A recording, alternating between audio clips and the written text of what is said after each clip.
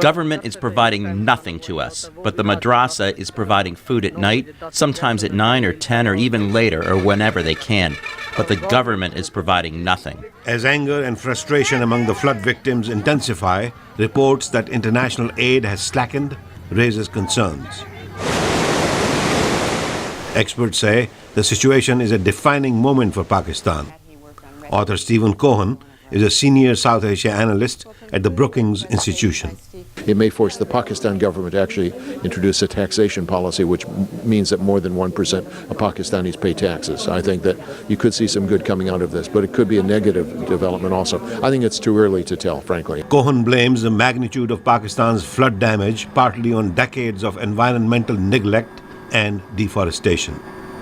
He says the country's uncertain future is why neighboring India has been slow to respond. They're trying to figure out what the outcome will be, and they can't figure out whether this is going to lead to a rise of an Islamist government in Pakistan, whether it's going to lead to the military coming back to power. Again, I think that's unlikely.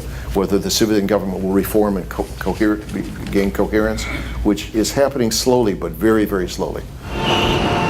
Pakistan's retired army chief Jahangir Karamat says his real concern is the country's worsening economy and rising food prices.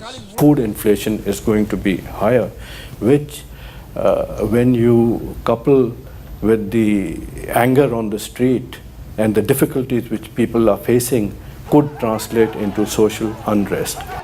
Key to Pakistan's recovery, says Timothy Lenderking at the U.S. State Department, is convincing the international community of the urgency of the crisis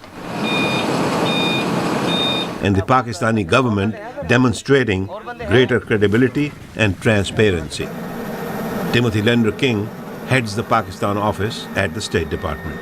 That all of this money that the international community is pledging is going to be used effectively, used in the right way.